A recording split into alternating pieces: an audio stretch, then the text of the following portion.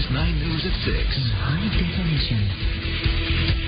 Good evening. How high will the flood waters go? That is a question thousands of residents are asking tonight. We have crews around the tri-state to bring you complete live team coverage of the flooding, starting with 9 News reporter Bill Price, who's live in Miami-town with evacuations in western Hamilton County. Bill? Well, one of the folks that may end up having to be evacuated is the Channel 9 news crew. In fact, floodwaters are rising so fast where we are on Harrison Avenue in Miami-town that we actually had to move our live location. Seems the spot we picked on the east side of the Miami-town bridge on Harrison Avenue looked safe when we got here at 4 o'clock, but it wasn't so safe just a little bit after 5 o'clock. Now, in West Harrison, we watched as firefighters from Harrison and Whitewater Township took to boats and donned dry suits to rescue 2 families trapped by rising Whitewater River waters. In all, a family of 5 and their dog, and a couple were ferried to dry land from their Clinker Run Lane homes.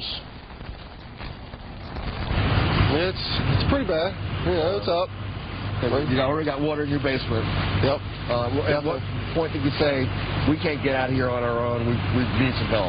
We actually had our father-in-law en route with a boat, but they happened to be there a little bit before. This river has a lot of current to begin with, and now that it's at flood stage, you get all of the dead timbers and the deadfalls flowing with it, and you can't typically see that, and they'll take the lower unit out of a boat. And residents along Lawrenceburg Road in Whitewater Township got a very early wake-up call this morning because of rising flood waters reaching their homes. While rescuers were getting several families out, one resident there died. 65-year-old Betty Lou Wood, believed to have drowned in her home when she went to check on a sump pump overnight.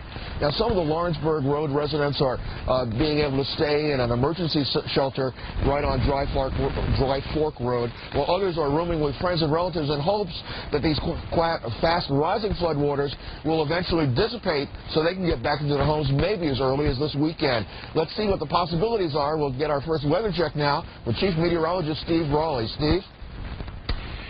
Well, Bill, the good news is there's a light at the end of the tunnel here. We've got some more rain to go through, but it's not going to be any length of time. I think around maybe 10 o'clock-ish, we should be drying out around the tri-state. I've got Ultimate Doppler 9 in the rainfall mode to show you just how much rain has fallen in the last 24 hours, anywhere from 1.5 inches in some spots across northern Kentucky to as much as 4 inches of rain. Keep in mind, this is just in the last 24 hours. Most spots now are up around 6 inches of rain. I've just gotten an email in that said 7 inches of rain in their rain gauge in the last 30 hours or so.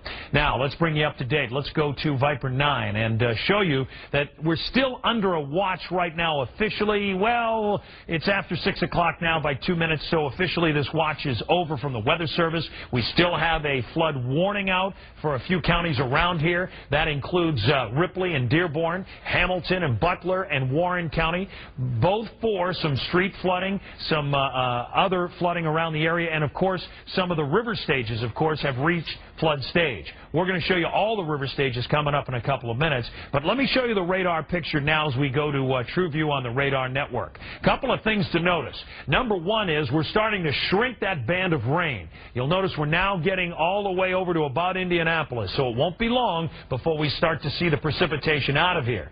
I use precipitation because we're starting to see some mixed precipitation in the area. We talked about this yesterday, and now it's coming to fruition. We're getting a lot of sleety rain showing across southeast Indiana. Now it's starting to intrude around Butler County by about Oxford. As you get up by about I-70, Doppler 9 here is starting to pick up the possibility of even a little snow falling. So this wedge will wing in here, so don't be surprised in northern Kentucky, downtown Cincinnati, and parts out to the east that we see a little sleety rain, Brendan, before this is all done.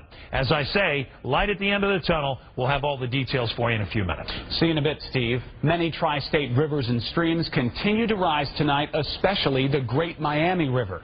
9 News reporter Tom McKee is live now in Miami-town to continue our team coverage. Tom?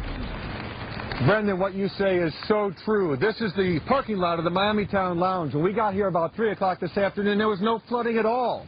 The river is right now about 26 feet, going up to 29 feet probably, 13 feet above flood stage. And look how it's cascading across Harrison Avenue right here.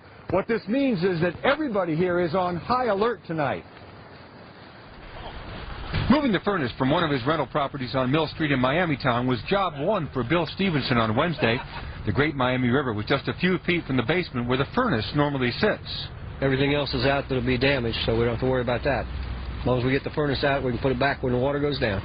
That isn't likely to happen anytime soon. Miami Township Fire Department Assistant Chief Steve Ober measured the river's height around 2 p.m. and said it was 25.45 feet and still on the way up.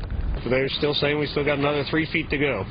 With a number of homes flooded along East Miami River Road, Miami Township Fire Chief Jim Hughes says he hopes anyone living along the river is paying close attention to the river forecasts. This is a serious situation, and I feel some people are not really taking heed. This is very dangerous. Greg Grovelman took those words to heart as he watched the river rise. His father, William, was glued to river forecasts on a computer. If it gets to 29 feet, it's going to be like an inch from coming into our place. They weren't taking any chances and moved furniture from a porch to the safe confines of the living room because of their respect for Mother Nature. She'll turn on you in a heartbeat if you're not paying attention. And we're back live in Miamitown, and you can see the sign that John Atkinson is focused on right now. Spring softball sign-ups. Well, judging by what we see across Harrison Avenue here and the ball fields in Miamitown, there's no chance that's going to happen anytime soon. Well, that's the situation along the Great Miami. My colleague Deb Silverman is covering the Little Miami River in Warren County. Deb, what's it look like up there?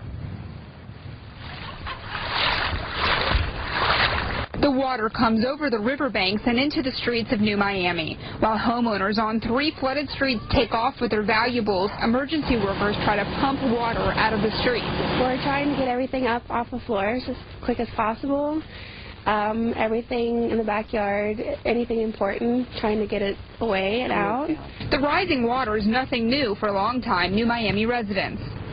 It's the worst I've ever seen it. As far as rising this fast. I got some markers over here in my driveway and on my sidewalk, and it's done covered them up. This is the first time I've ever seen it this bad. By 2 in the afternoon, the mechanics at John's Auto Service in South Lebanon were trying to get back to business as usual. If you live around here, you're used to it. You got to be. And nothing you can do about it. The site outside the shop, still not good. Water-covered streets. Emergency officials in Warren County say dozens of South Lebanon homes are either flooded or surrounded by water. People evacuated one Deerfield Township street before the water came up too high, leaving residents with no way out. Every couple of years we get this flooding, so it's not like it's entirely new to us. We go through the same process over and over. It's just a great inconvenience to a lot of people. That was Deb Silverman reporting. We're not seeing her live because apparently there's lightning in the area. A state of emergency has been declared in Butler and Warren counties. Emergency officials say they will probably be out tomorrow to assess the damage. And Denise Johnson now continues our team coverage with a look at how the waters are affecting our roads. Denise? Well, if you take a look behind me, I've got this zoomed out as far as I can get it, just so you get an idea. Those are all road closures related to the water. Some of those are also mudslides in the area. There's a look at what the traffic is looking like. All of the interstates a lot heavier than normal because you can't really take those back roads and side streets. You don't know what you're going to run into, especially in that northern loop. Now, I want to take a look at the cameras. This just came in. We'll take a look at an accident in northern Kentucky. Now, this is on 7175. The 2 left lanes are blocked. I apologize. It is a bad picture there. But again, one of the vehicles went off of the overpass onto the interstate. So you have problems on Dixie Highway as well as on the interstate. Now, this is in the southbound direction. Let's take a look at the camera just behind that to give you an idea, because the volume of traffic is causing some huge problems. This is all just as you're heading through the Cotton Hill in that southbound direction. You're going to have some long delays because those delays are backed up all the way onto Fort Washington Way, up here in front of the studios, and continuing on up 71. Also on southbound 75, we have some big problems there. You're going to look for some long delays if you're heading southbound into northern Kentucky, or on 75, because it's going to be backed up.